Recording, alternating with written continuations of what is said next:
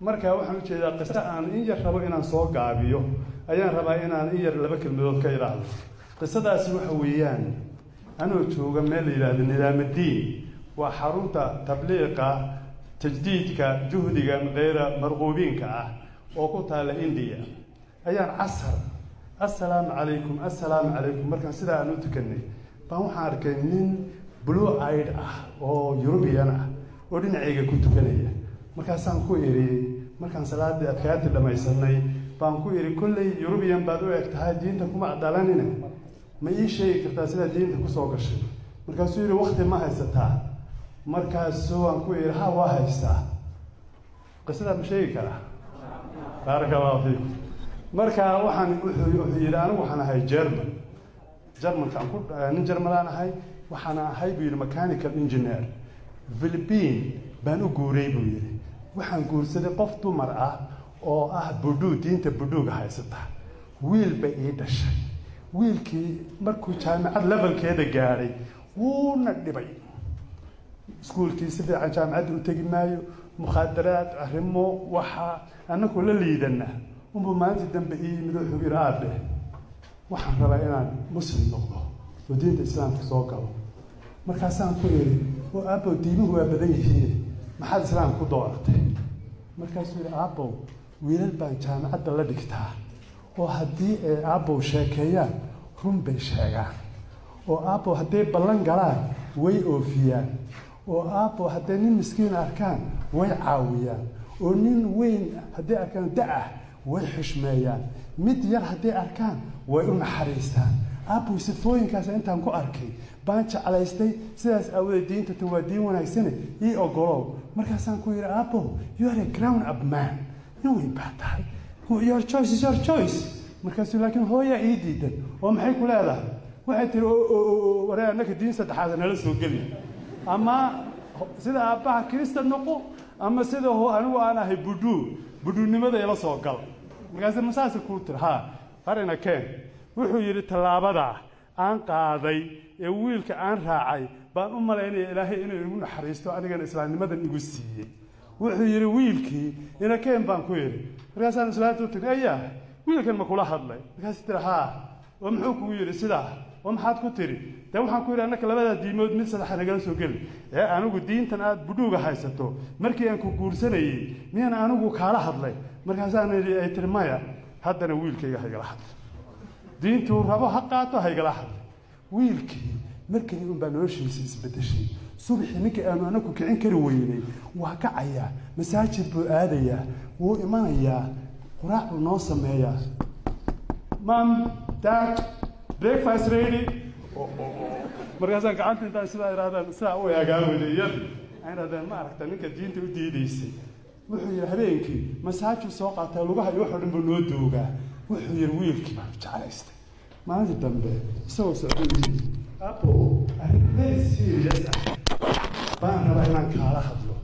waa maxay aabo sida ma san waan jeclaystay wiilkii wuxuu yiri aabo waxaan rabaa diinta inaad la soo gasho islaamka markaasaan dib u yara fadhiistay markaasaan iri buu yiri anaa fikiray wallaahi diinta wiilkaaga sida u bedeshay ee sida ka dhigtay alla diintan inay diin tahay markaasuu aan ku yiri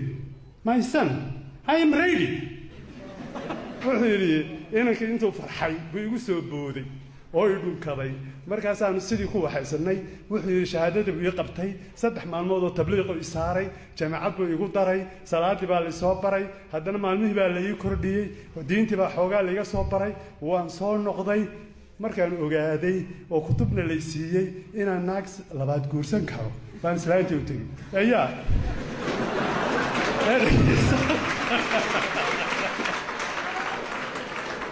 gabdho dawdiinta ogole ayaa dhagayso anigu diin cusub baan galay kowdhe diinta aan galay waxay ogoshay 4 inaan guursado marka waan kula guursanayaa ogow markaas tiriyaa hayaa diinta sida qabto gabadh baan guursaday muslimada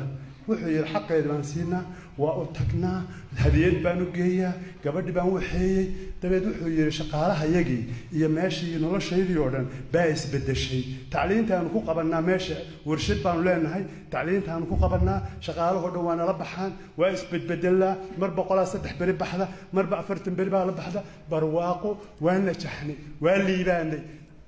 maalintii dambe islaantii ordaysa ayaa noo timid gab ayaa maxaa wax orodka anna haday muslimiyo waa looga jeedaa war hooy niman jaamacadda ku jira baa reerkii oo dhan sabab u noqday idinkuna sida aad yeeshaan ma aha waa habkiina dhaqanka aad ku dhaqantaan baa dadka ama diinta jeclaysiinaya ama ka fogeynaya waxaan idinku soo gabagabeynaya ninka isaga ahaa wuxuu yiri muslimiin hadda maxaa qorshaha uu yahay baan wuxuu qorsheeyay waxa weeyaan 4 bilood baan baxsanahay bil waxaan joogayaa India 3 biloodna waxaan u socdaa buu yiri Germany aabahay wuxuu ku dhintay bil gaalnimo awowgay gaalnimo ku dhintay hooyaday gaalnimo ku dhimatay ayeeyaday gaalnimo ku dhimatay wuxuu yiri muslimo maxaad yeelto ilaahay xageebaad barito ka gali doontaan marka ay waxaas idinkoo nicmada haysta intaad meel la fadhiisateen aad tiraahdeen dadka nicmada ayaan loo geeyno yaan la siinin xageebaad ilaahay ka gali doontaan maxaad ku hadli doontaan idinkaa sabab u noqday in aabahay maanta jahannamo ku jiro hadda waxaan u socdaa buu yiri adeerkay iyo adeeraday inaan ka gaaro inaysan jahannamo gelin